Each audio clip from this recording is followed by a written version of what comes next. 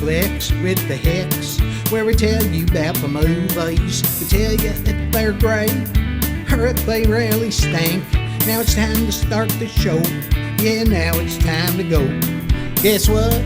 It's Flix with the Hicks. Hey gang, welcome to another episode of Flix with the Hicks, where each week my lovely wife Janet and myself, we pick out two movies to review. The best movie that we saw on DVD this week and the worst movie that we saw on DVD. And this week, Janet got tasked with picking the worst movie. Would you like to disclose your movie? Yeah, it's called Hide and Seek. The one from 2005. Okay, I know there was one in 2017. There's one in 2021. But the one from 2005 with Robert De Niro. Okay? Not so good. Okay, it's a psychological thriller. Okay? A horror thriller, psychological, child manipulation. Mess. It was a hot mess. Robert De Niro's a father. His wife, which was Amy Irving, committed suicide. Okay, De Niro's name was called David Calloway, and his wife was Allison, that supposedly committed suicide, and they had a daughter, a 9-year-old daughter named Emily. Well, he decided to get away from the big city and go to upstate New York and find a quieter life for his daughter after all the dramatic, terrible incident. And there's her imaginary friend named Charlie. How many times do you see that in a movie? 1,000 times. All these kids have their little friends. Okay. There's people that are murdered. He tries to date somebody that has another little girl. And the other, Charlie is not who you think it is. It gets mixed up at a couple places. Mm-hmm. And I was not impressed. The little girl was named Emily. She's a little actress, Dakota Fanning. She got an actual award, for MTV award, for the most frightening scene, or frightening, best frightening scene, or actress. She did pretty good with that, but that's the only award it got. The little girl did pretty good. You know, people ended up dying. Him being a psychologist, and the one thing I did like about it, you could choose your ending. They had 3 different endings, you know. That's what I liked about it. Well, and okay. For me, it was almost a forgettable film. Mm-hmm.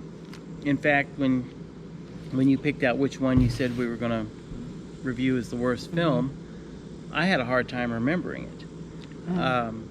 But I was surprised that De Niro took this role. Yeah. Because it was maybe a third of the way into the film, I was thinking, okay, how's this going to end? And I had it spot on how it was going to end. Mm-hmm. And I'm sitting here thinking to myself, there's no way they're going to end it like that. There's no way. That can't be the ending. And sure enough, it was. And I thought, I'm not a writer. You know, and I figured it out that quick. And this is a pretty big budget movie. Well, it was made for $25 million. It made $127 million. Mm-hmm. But De Niro was playing a dad of a 9-year-old. He was old enough to be her grandpa easy. Mm-hmm. You know, that was stupid right there. But, and then, I don't know, Abuse of Children is not a good movie for me anyway. It's pretty much very abusive to the character Emily. And I don't go for that anyway, but the way it's all kind of mixed up, and it wasn't very good. Well, I thought De Niro did a pretty good job in this film, but De Niro does a pretty good job in every film and does a great job in some films. Mm-hmm. But even De Niro's acting couldn't hold this movie up. No. It wasn't. It was too mixed up. It was, you pretty much could figure it out, but the different endings, none of them were good. Well, anyway, it left it ending regardless, pretty much. And that's for part 2, part 3. So and that didn't happen. So what would you give your psychological thriller on a scale of 1 to 100 or 0 to 100?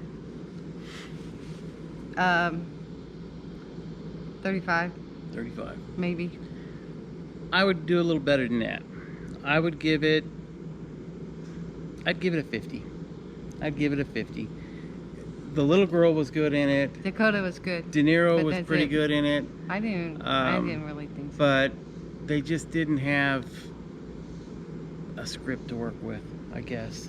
It was too messed up. There's a couple places that were messed up. Yeah. I don't know. The story just wasn't good enough. It Yeah. just wasn't. Okay, that's good enough. I mean, I wouldn't recommend it to nobody. Okay, so my film, the best film of the week, was a classic, Rocky Balboa. Yeah. The movie was made or came out in 1976. Yeah. It had a budget of $1 million. It grossed $225 million, which in today's money is $1 billion. That's pretty good. The movie starred Sylvester Stallone, Talia Shire, Burt Young, Carl Weathers, and Burgess Meredith. The film won Best Movie of the Year, won Best Director of the Year. It was also nominated for it won one other Academy Award. I don't remember which one it was. But all 4 of Sylvester Stallone, Burt Young, Talia Shire, and Burgess Meredith were all 4 nominated for Academy Awards. They didn't win any of those. But I personally think this is the best sports film ever made. Now, I've seen a few critics actually online that said that Rocky was the worst movie to ever win Best Picture at the Academy Awards. Rocky has some issues, but nothing that it can't overcome. Some of the acting is not perfect. Some of the fight scenes, you can tell when they're hitting each other that they're actually barely missing. But basically the film is about Rocky Balboa, played by Sylvester Stallone. He's a down and out boxer to the point where he's lost his locker inside of the local gym where he works, and the guy that runs the local gym is Burgess Meredith. And where he works, or where he works out Yeah, as a okay. fighter. He is a professional fighter, but he's literally making $20 to $60 per fight. Yeah. And he's very proud of the fact he's had 64 professional fights and has not had his nose broken. That's his major accomplishment. But Carl Weathers plays Apollo Creed, the world champion, and Apollo's supposed to have a July 4th match against a guy that ends up dropping out for whatever reason, and they can't find another person of the quality of Apollo Creed to fight him. Right. So Apollo he's in the middle of working out, he's got everything paid for this match, so he decides, as a promotion, let's find a local boxer somewhere from a small town, or from it ended up being Philadelphia, a big town, but let's give somebody a chance that would otherwise have no chance of winning the world championship. And they pick Rocky Balboa. Rocky didn't even want to fight him. To the point where when they asked him, would you like to fight Apollo Creed, he said no. But then they ended up offering him $150,000, and he said he couldn't turn it down. Right. Well, so anyways, during the time that Rocky is preparing for the fight, he has this love interest scenario going on with Talia Shire. Yeah. And Rocky is friends with Talia's brother, played by Burt Young. And Burt Young is fantastic in this film. You love to hate the guy. He's obnoxious. He really is good. He drinks a lot. Yeah. But needless to say, I saw this film for the first time in 1976 when it came out. I think I was 11 years old, 10 or 11 at the time. It's a baby. It was the first movie that I had ever been to where at the end of the film, the entire audience stood up and gave a standing ovation and was clapping, and it didn't stop. I mean, it went on for like 5 minutes. People did not want this movie to stop. I mean, it was it's one of those movies that from the start, they do a really good job of developing the characters and the love relationship. Yeah, Adrian. And Burgess Meredith playing a broken down older gentleman that used to be a boxer that never had made the big time, and he was trying to talk Rocky into letting him be his trainer and manager so that he would have one shot at a big time event. Big time event, yeah. But they did such a good job developing the characters, the storyline. No matter what, you did not want Rocky to lose this fight. You know, and all Rocky wanted to do, he didn't care about winning the fight. He just wanted to be standing at the end of the 15th round. He wanted because nobody neck had and ever. Neck. He said nobody has made it all the way through. What do you call that when they make it all the way through? On his feet, basically. Nobody. Apollo Creed had a perfect record of knocking out every single opponent he had faced. But anyway, the whole story is awesome. We're not going to give away the whole story. No, we're not. But we love it. We love it. But the music with the song "Gonna Fly Now," the build up to the fight, and everybody it gets you more and more excited until the big event. Yeah. And then it doesn't disappoint. It just keeps getting better and better and better.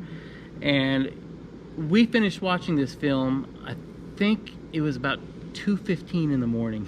It was really late. And then it gets your adrenaline going, then we couldn't go to sleep. And I was like, you know what? I want to go out and go for a jog.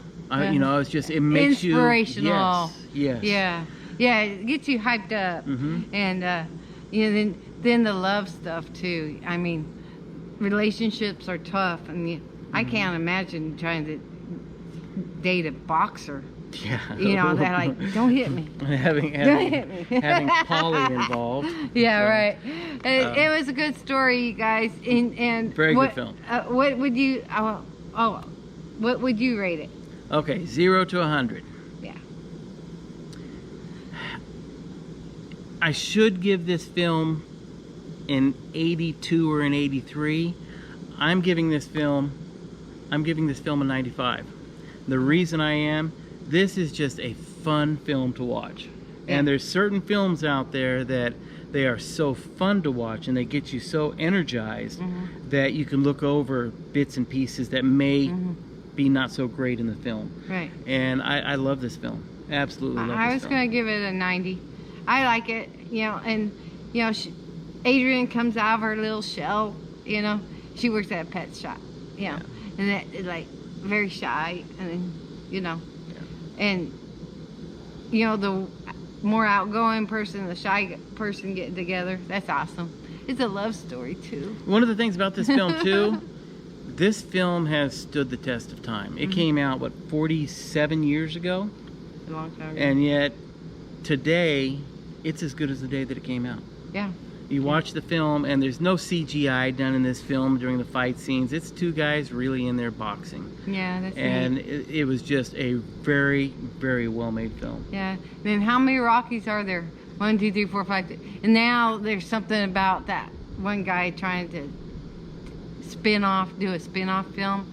Yeah. And Sylvester Stallone is like not that. happy about it. Yeah. No, I don't blame him. They're wanting to do a spin-off of, I think his name was Drago, the Russian Vladimir Drago or whatever that Rocky fought. Yeah. And this is Stallone's baby. I mean, seriously. And them doing something, it's like, make it Yeah. cheesy something. Stallone wrote it, and this is the film that made him a superstar. Yep. Yep. So. All right, guys. Well, thanks for watching.